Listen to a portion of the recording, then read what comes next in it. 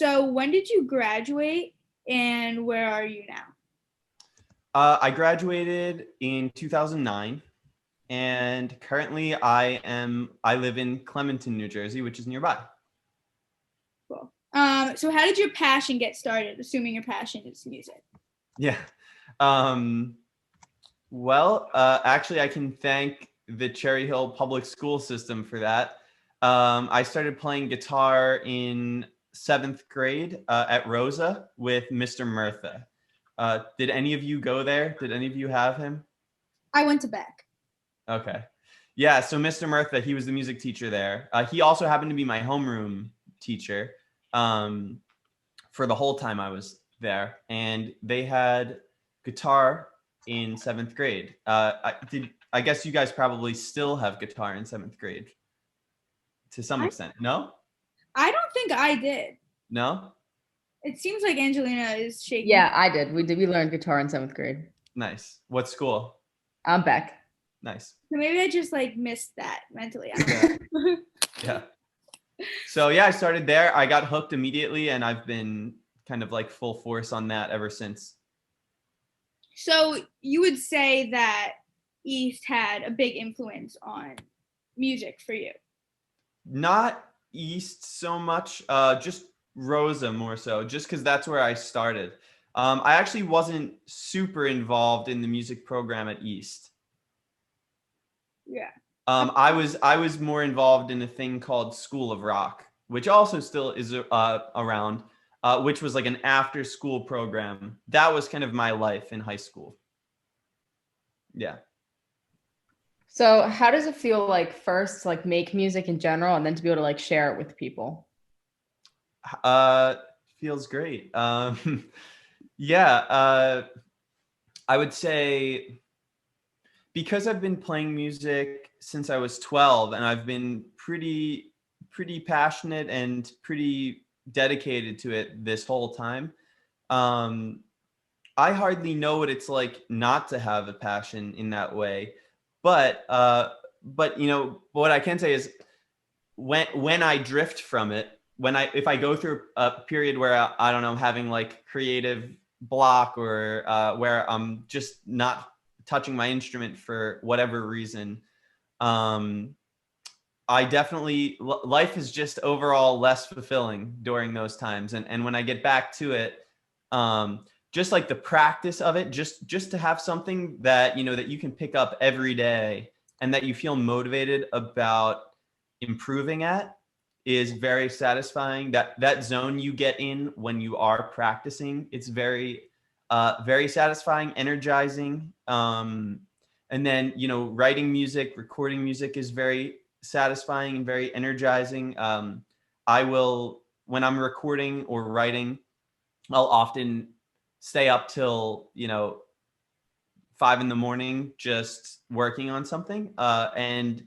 just have like more energy than than during the day sometimes, just you know, if I have that inspiration, and then sharing it is extremely powerful. I mean, most of the people in my life are people that I've met through music in one way or another.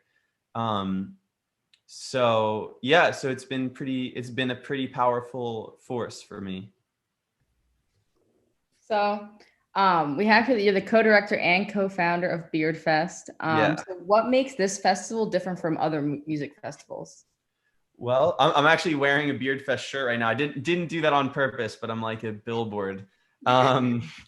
Yeah, what makes Beardfest different? Well, I think that um, Beardfest is definitely a festival that has uh, a deeper mission to it than just to be a music festival, or than just to make money, or just to showcase music.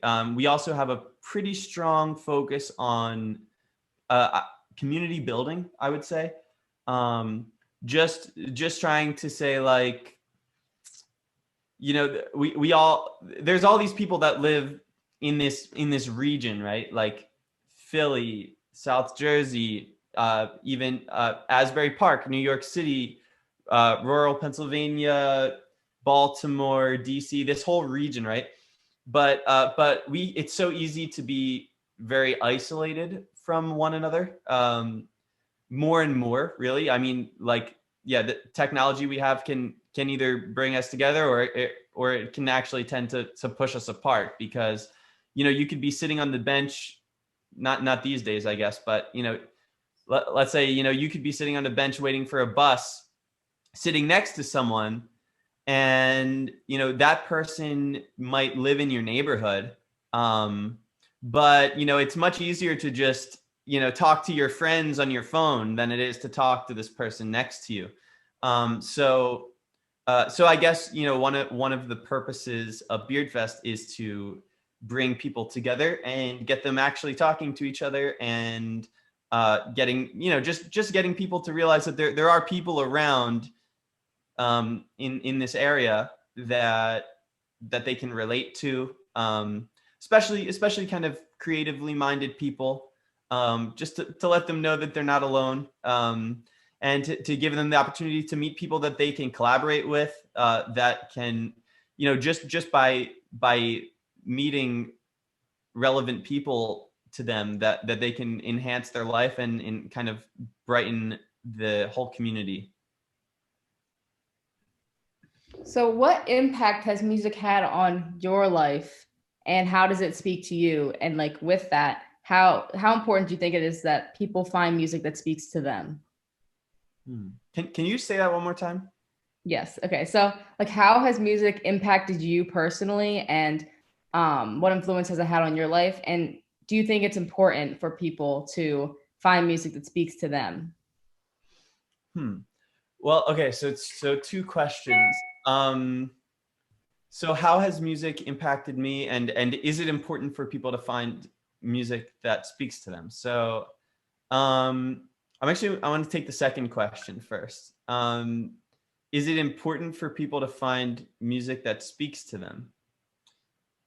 I guess not every single person is into music, right? I mean, most people are.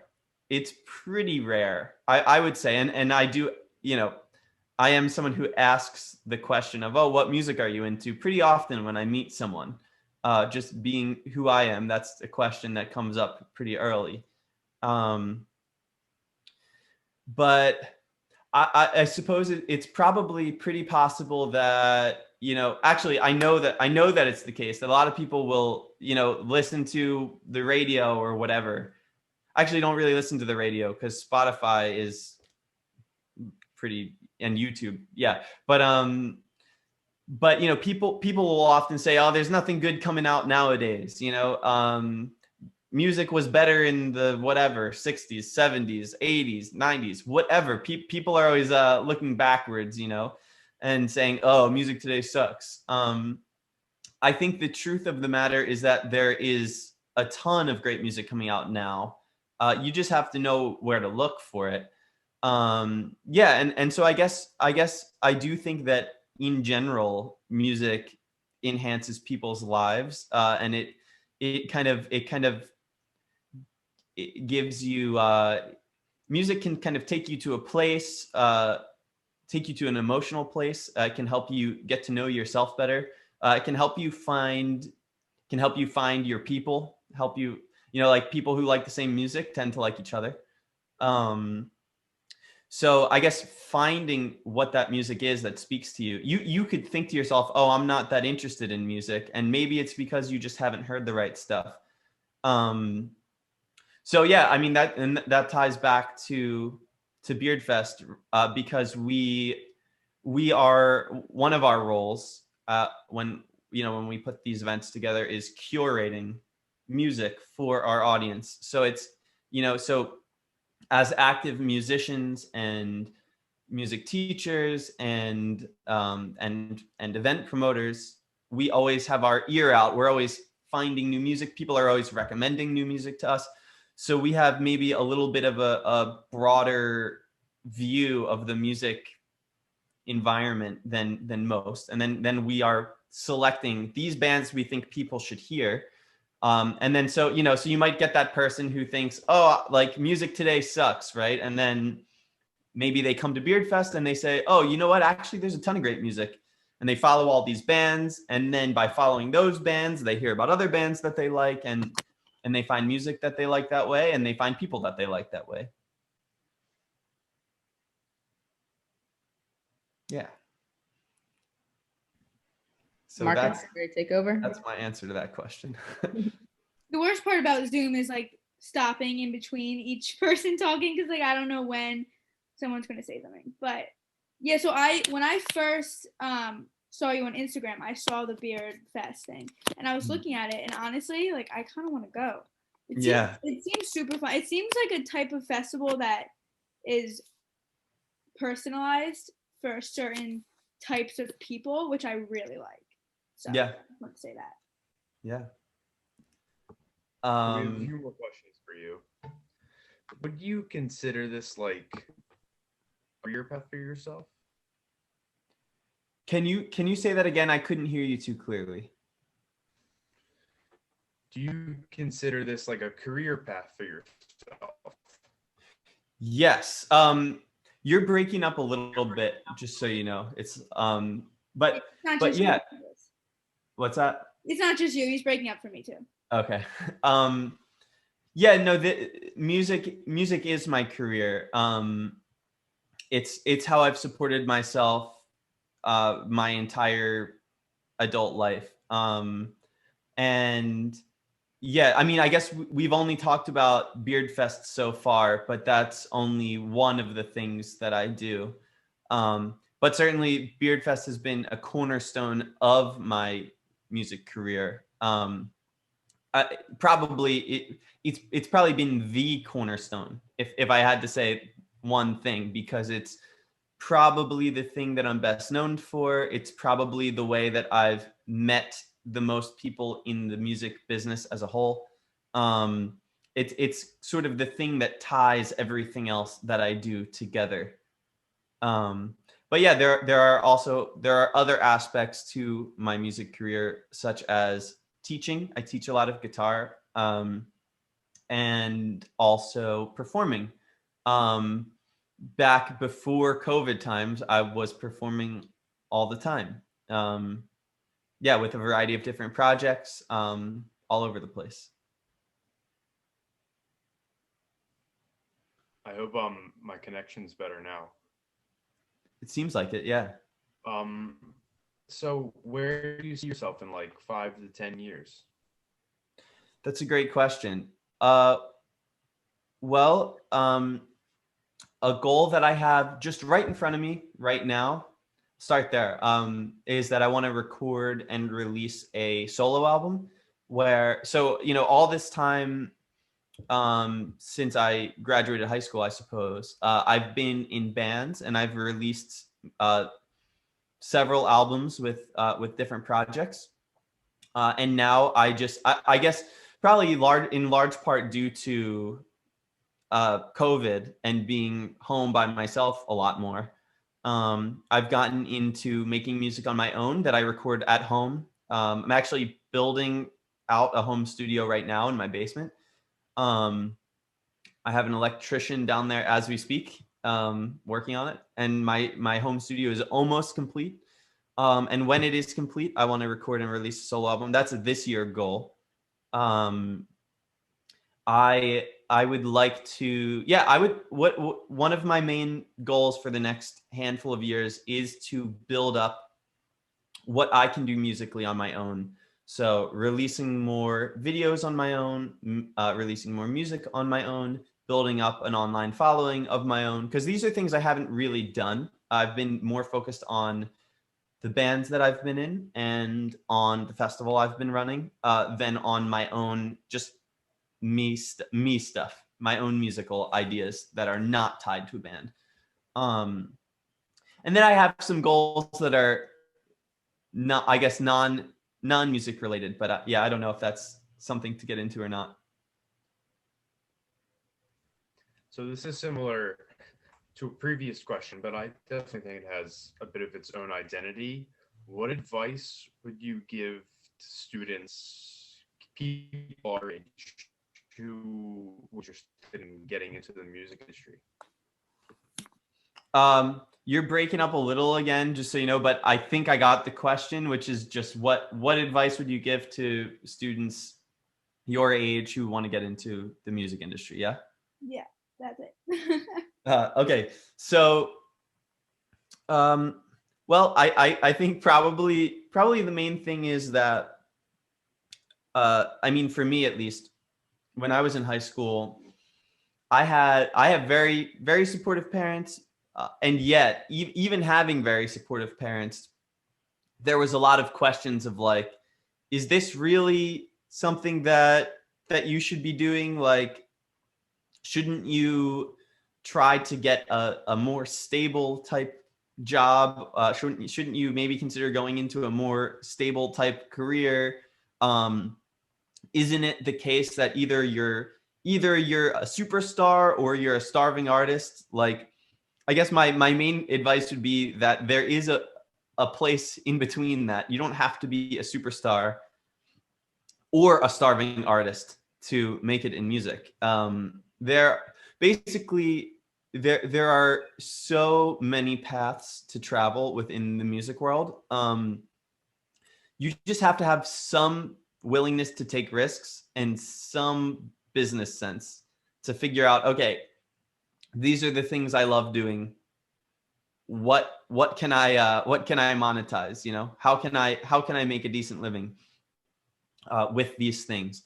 And but you know, if you can, you know, if you have the dedication that you want to be working hard on music every single day, and you have the risk tolerance, and you have the personal trait of being able to go for something even when a lot of people around you think that it's not doable, you know, even when you you know, I remember one time I was out to dinner with my grandparents, and I was maybe like 22 at the time.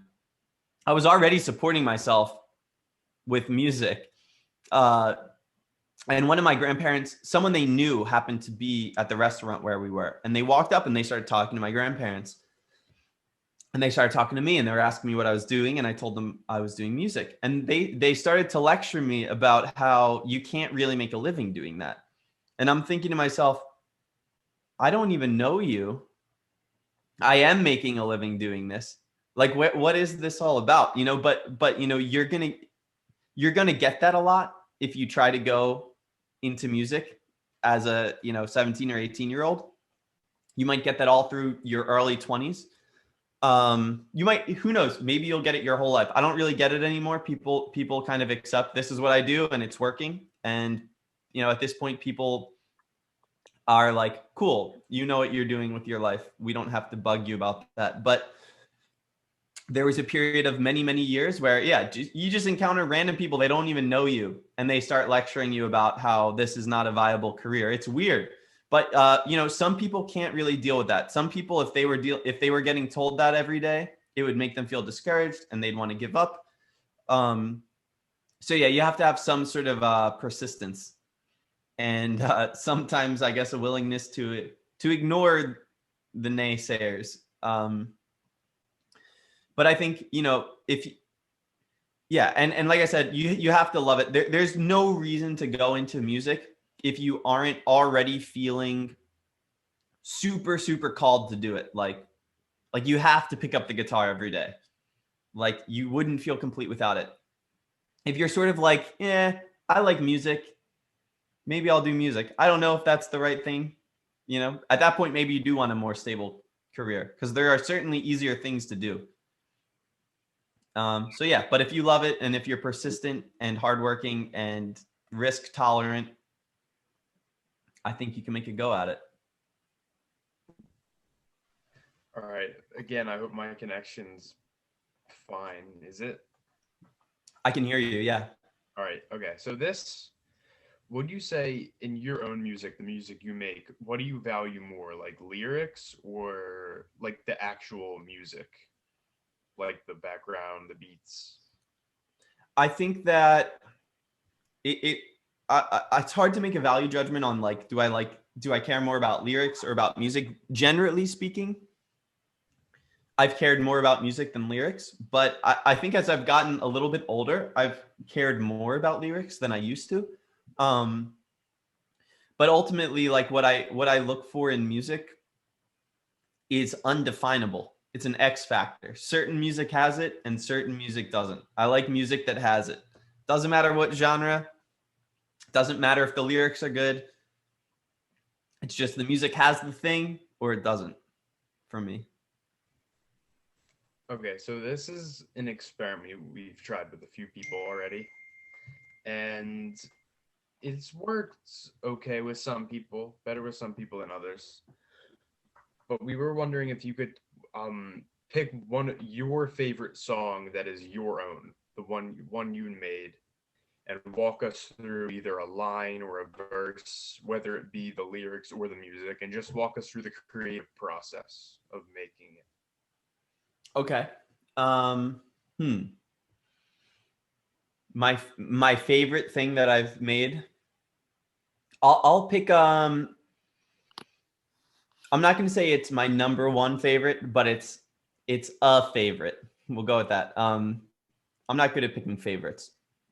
But okay, so song called Lover's Lullaby with my band Pan Song. That's one of my bands. So I don't know, maybe should I share my screen and just play a very small clip of this for you so we have some context what we're talking about? Would that be helpful? Yeah, that'd be good. That works for me. Cool. All right, let me do that. I'm gonna pull it up on YouTube. So you like New Jersey, I'm guessing?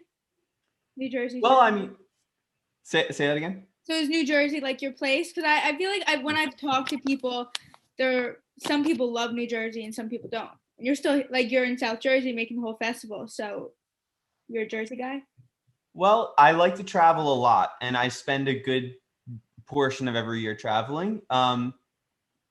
Jersey has its advantages and disadvantages, like any place. I've found a spot that I like here. I've got a big patch of woods in my backyard, and a nice house that's affordable and very close to Philly. So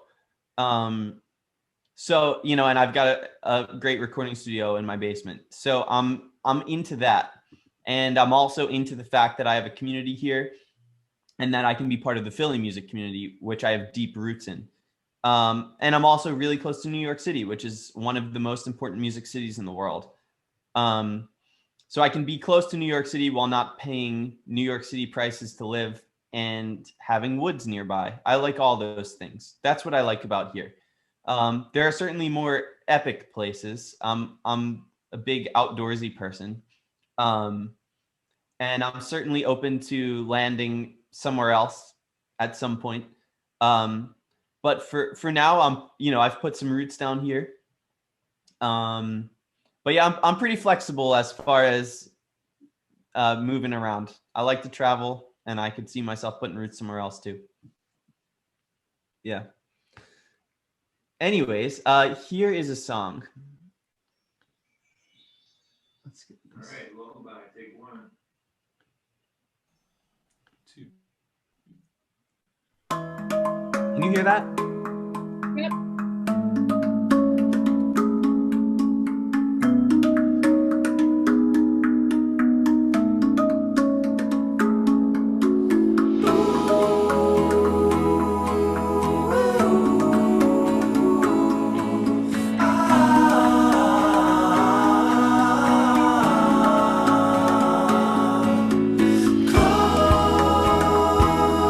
Close your eyes.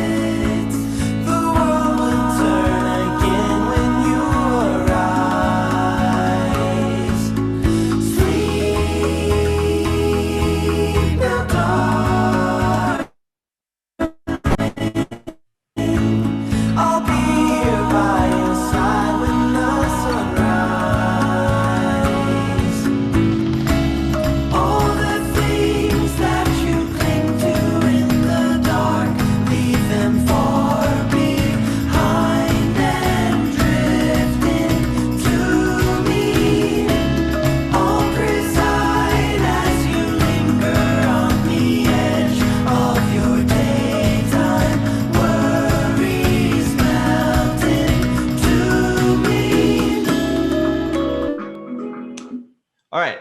So there's a little clip. I'll talk about that song a little bit. It was very good. I just want to let you know. That was. Thank Yeah, I like that a lot. I got like so many. When you explained that thing about like the X factor and the music that you like, I don't even know what it was, but I could definitely tell in your music that there's something like different about it. Thank you. So I really like it. Yeah. Thank you. Mhm. So that song, yeah, you just wanted to know like what the process was, right? So Sean plays the hand pan. That's that weird turtle looking thing that he was banging on. That makes the pretty sounds. That's the hand pan. And we were having band practice one day, and I actually at the time I lived with my two other bandmates, the drummer and the bass player. The bass player is actually my brother. But yeah, I lived with both of them.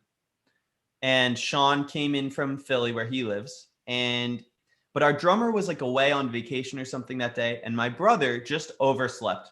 So we were trying to have band practice, but it turned out just me and Sean. And I was like, all right, well, this kind of sucks that Kevin's still sleeping, but it happens. So let's write something. So he was like, well, I just made up this little lullaby kind of thing at home. So he had this little handpan thing he was playing. It was it was pretty simple. And I was like, all right, cool. I like that. I'm going to run with that. So I'm very melody driven. I guess that goes back to your question earlier, like what's important to me. I suppose melody is probably the most important thing, more important than the accompaniment and the chords, more important than the lyrics, I think, is the melody. So for me, I just wanted to create, I wanted to take what Sean had, which was this very simple, pretty part, and I wanted to play something really simple on guitar to just complement it. And I wanted to focus my energy, rather than on crafting an intricate guitar part, I wanted to focus my energy on crafting a vocal melody. So I started doing that. I'm going to have to go in a few minutes. It looks like our call's about to run out of time anyway. So I started messing around with the vocal melody. I was inspired by a friend of mine named Damon at the time, who's another musician from the area, and I was like, I want to do something like how Damon would do. And I just kind of like pull melody bits out of thin air. I guess they just pop into my head. So I just started pulling together a melody. What I do is I take out my phone, I put on voice memos, and I just leave it rolling. That way, any idea that I spontaneously have, it's saved. So because what happens a lot when you're writing is you sing something that you really like, and then you forget it, and you're like, what was that idea? Crap, I lost it. So you can go back to the voice memo and get it. And so, okay, yeah. I have a lesson that's supposed to start. So anyways, I'm gonna wrap this up. Yeah, those were all of our questions anyway, so the time works. Yeah. So I wrote this vocal melody. Me and Sean were messing around with it for a while, and then my brother finally emerged, laid down a simple bass line, and he's like, "Ooh, can I harmonize with you?" So he starts adding harmonies. Then next practice, the drummer shows up. We make it a 3-part vocal harmony. I go off into the woods as quickly as possible to write lyrics, because once you start writing something, my philosophy is you got to capture that inspiration right while you're having it, because you never know. What can happen is you write half a thing and you never finish it, and then you just kind of move on. You want to do something else. So I think it's important to sort of finish things while the idea is fresh. So I made an effort to do that, and then we just refined it as a band, work out the little kinks, the little arrangements, hit the cymbal at that moment, stuff like that. But for me, the melody comes first, and then the lyrics, and then everything else. That was my process for that. Well, cool talking to you. Do you want to tell people, can they find you on like Spotify or Apple Music or anywhere? Yeah, so you can find I have 2 bands. One is called Out of the Beard Space. That's the host of the festival Beardfest. We didn't talk about that band at all, but that was my first band. We've got music on Spotify, Apple Music, everywhere. So it's just Out of the Beard Space, and you can find it. We've got lots of music on YouTube as well. And then the other band is called Pansong. It's Pansong, which is one word. And you can find our music also on Spotify, Apple Music, YouTube, Instagram, Facebook, all those places. And you can follow me too. I'm starting to put out more music just by myself. Don't have anything on Spotify yet, but follow me on Instagram. It's just at Jeremy Savo. Perfect. Thank you so much for meeting with us, and I'll let you know when the package is posted. All right. Thank you. Thanks for talking to me. I'm looking forward to seeing what you guys put together.